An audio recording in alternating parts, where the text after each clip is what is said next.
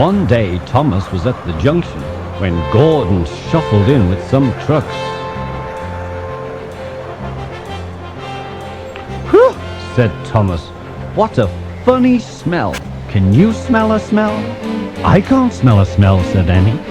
"It's a funny, musty sort of smell," said Thomas. "No one noticed it until you did," grunted Gordon. "It must be yours." Not long ago, Gordon had fallen into a dirty ditch. He knew that Thomas was teasing him about it. "Annie and Clarabelle, do you know what I think it is?" said Thomas. "It's ditch water." Gordon didn't have time to answer, as Thomas was soon coupled to Annie and Clarabelle, and then he puffed quickly away.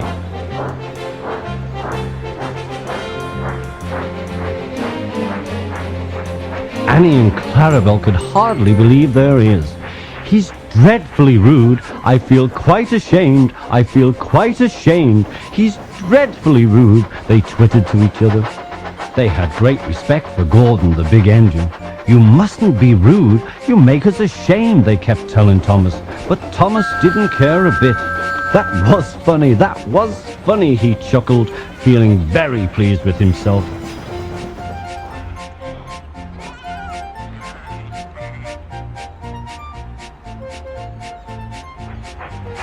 Thomas left the coaches at the station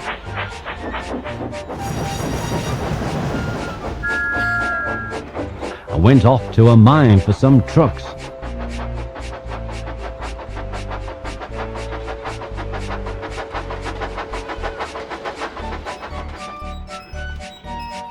Long ago, miners digging for lead had made tunnels under the ground. The tunnel roofs were strong enough to hold trucks, but they could not take the weight of the heavy engines. A large notice said, "Danger! Engines must not pass this point."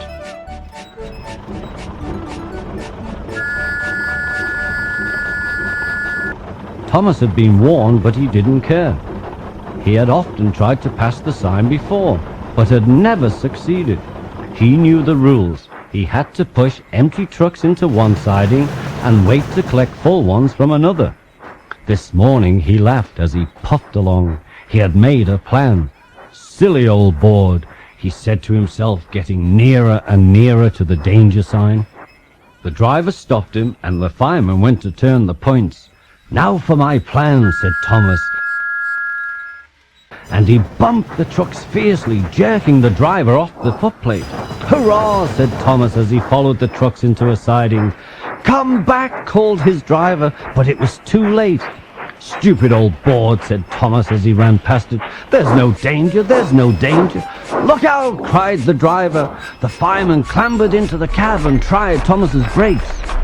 There was a rumbling noise and the rails quivered. The fireman jumped clear. Then the rails sagged and broke.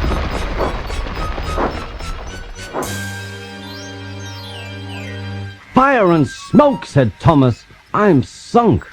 And he was. Thomas could just see out of the hole, but he couldn't move. "Oh dear," he said, "I am a silly engine."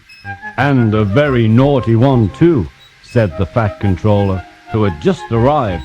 "I saw you." "Please get me out. I won't be naughty again," said Thomas. "I'm not sure," said the fat controller. "We can't lift you out with a crane because the ground is not firm enough." Let me see. I wonder if Gordon could pull you out."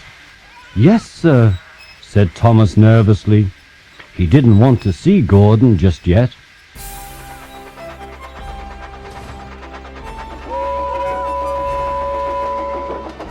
When Gordon heard about Thomas, he laughed very loudly.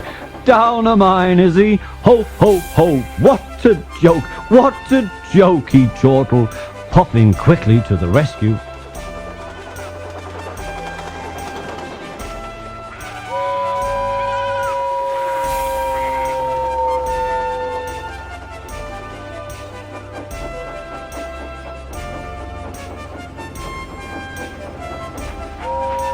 "Poof, poof, little Thomas," Gordon whistled. "We'll have you out in a couple of puffs." Poof, poof, poof. The men fastened strong cables between Gordon and Thomas. Are you ready? Heave! Called the Fat Controller, but they didn't pull Thomas out in 2 puffs. It was a lot harder than they had all thought. Gordon worked hard, but it took a long time to finally pull Thomas out of the hole.